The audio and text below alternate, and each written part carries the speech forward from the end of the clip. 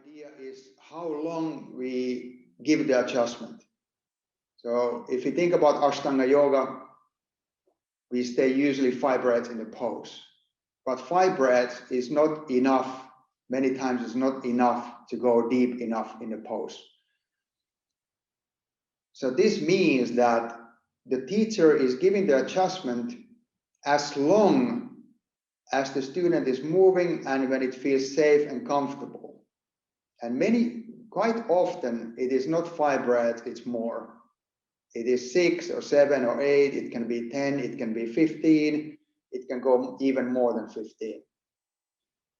So there's no reason to finish the adjustment when it's a 5 breaths, because if there is still lots of space and there is lots of movement, we shouldn't stop the adjustment.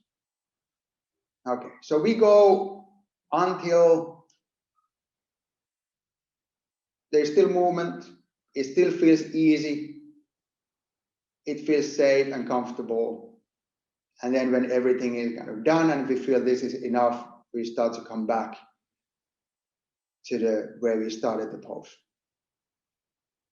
So personally, I don't give so many 5 breath adjustments anymore. They are mostly 8 or 10. And this is also because many students breathe very quickly. So the 5 breaths might be only 10 seconds or 15 seconds. So that is not enough time to be in a pose. And the other thing is, many times the body starts to relax after the 5 breaths. It doesn't relax before. When it starts to be 6, 7, 8, 9, 10, there's much more relaxation. And when it's more relaxation, it's easier to get into the pose. Okay. And we are following the vinyasa system.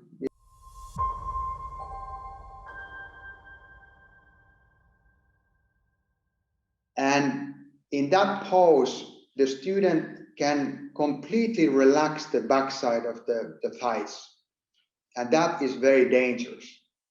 Because in other poses, we cannot really relax the backside.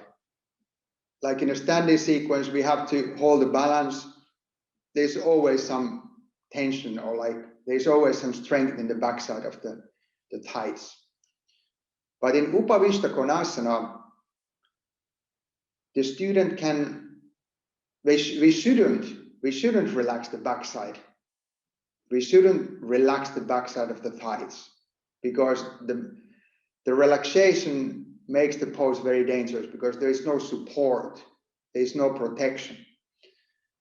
So many teachers I see, because in that pose it's very easy to push the student because they are down, but that is the most dangerous pose. And I've seen, I heard when the hamstrings are just popping, and that is a horrible sound. And the problem when you pop the hamstring is that the healing might take a very long time. It can take from few months to 5 years, or even more than 5 years.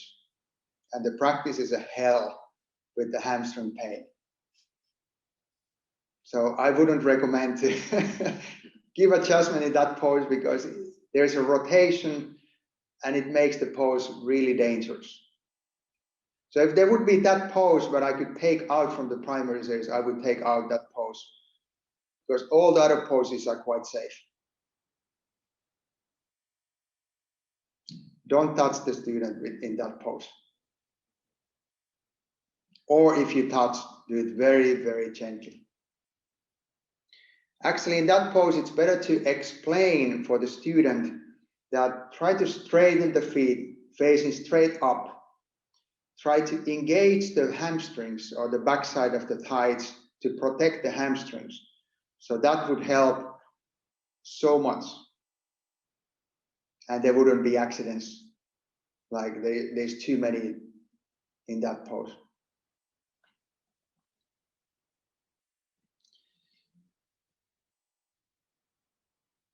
Yes. Rolling the tights back, yeah, it's risk. It's a risk. Yeah, it can help to engage the muscles, but when you're rolling the tights back, the student can go deeper forward, and it becomes more risky.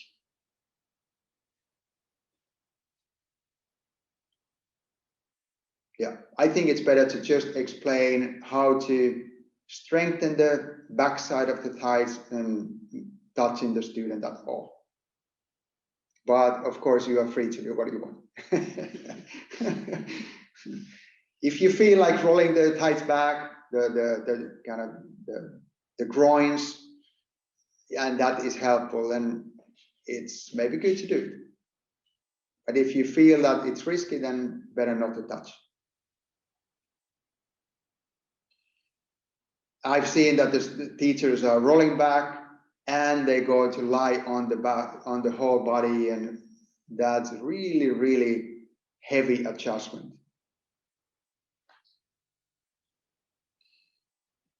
The most dangerous. Besides of don't stand on the student, don't lie on the student, don't sit on the student, because your weight is, you can't control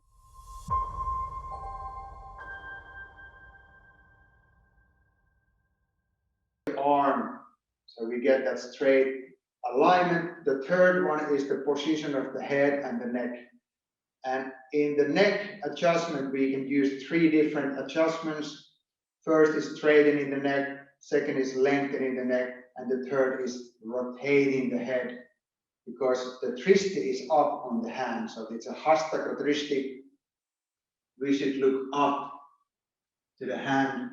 And many times people have so much tension in the neck that the head doesn't move. We are helping the people to first straighten the neck so there is more space to move. We're lengthening and we are rotating, giving that space, and then the student can quite easily move into the better pose. Okay, so I'm demonstrating and we can see. Yes. Okay, so Ilana goes to Utthita Trikonasana. Yeah, we can start from there. And now we're on the side, so you can see from the side. Okay. So the teacher is first observing the asana, how it looks. How is the body, the whole body? How is the arm? How is the head? Okay, so that's the first we observe. We looked at everything looks okay, so the distance of the feet, and that is perfect. If the distance of the feet is not correct, you can first change that. So if there is no 3 feet apart, if it's more like, looks like 6 or 7, then we should take the feet closer. Okay, so now I can see here that we could just slightly straighten the body. This is not completely straight line. So I put one hand on her hip, on the hip bone, and one hand on the shoulder. And this hip bone hand is pushing the hip forward. This hand is pulling the shoulder backwards. And my hip is touching her hip from the side. So not from the front, but from the side. So this way, the left hand is pushing and the right is straightening. Now you can see the straight line, and I'm straightening also the arm and lifting it up, so we get this lengthening from here.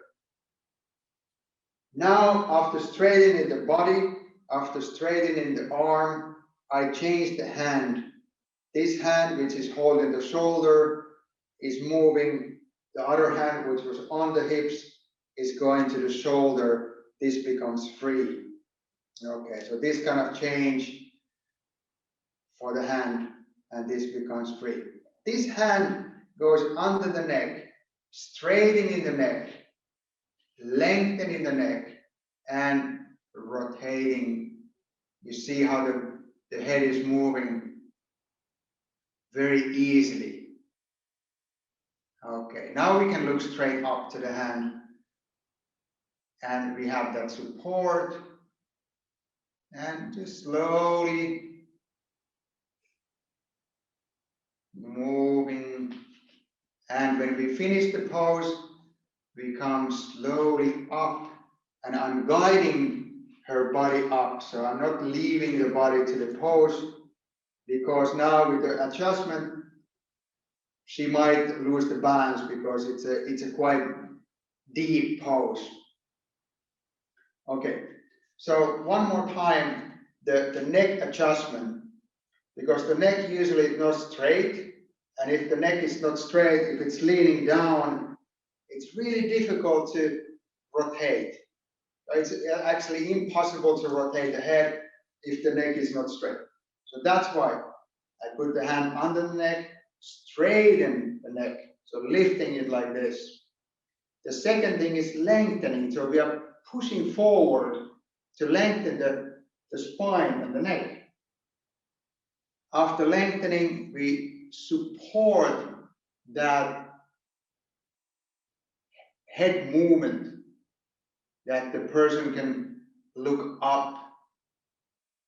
And this is all very gentle, so gently straighten, gently pull, and gently rotate, like that. Okay, we can do one more time. Uddita Trikonasana.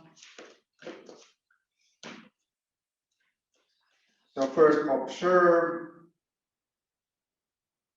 Put one hand on the hip, one hand on the shoulder. Your hip is touching the student's hip, and we are straightening the body if it's necessary. We are straightening the arm if that is necessary. We are changing the hand. We put the other hand under the neck. We are straightening the neck.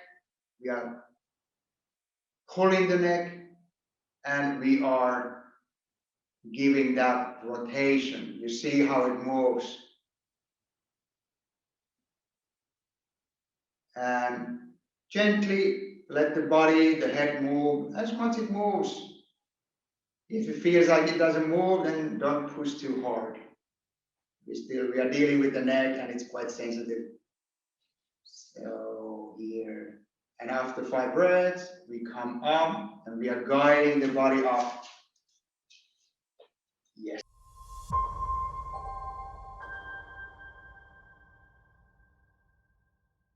Okay, we can do one more time, and I can try to explain more clear. Okay. So hip to the hip, like that. I'm usually doing it from the right side, sometimes on the left side, but usually on the right side. My right hand goes to the lower back and just gently start to push the spine and giving that forward bend, holding the balance. And this hand doesn't do anything yet. It just waits. Now I go between the shoulder blades. I start to feel where is the tension. I'm giving a little massage on the tension with my fingers next to the shoulder blade. And then slowly, slowly moving lower, massaging all the way to the neck. And yes, it gives that space that the hands start to move down.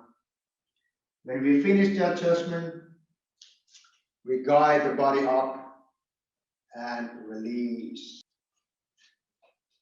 And we have the opening, inhale, and we go down. The hip, the hand on the lower back, and this is still free, and I'm pushing, moving the spine. Now I get close to the shoulder blades. Now I start to look where is the tension. I can also look it earlier, but especially when we become here in that area. Now you see how I'm doing this here. These fingers are massaging the side of the shoulder blade and releasing those tensions. And I'm going slowly down. And when I'm moving down, the hands are also moving down and down and down. I'm still massaging. I'm still massaging. And now the hands are all the way down to the floor.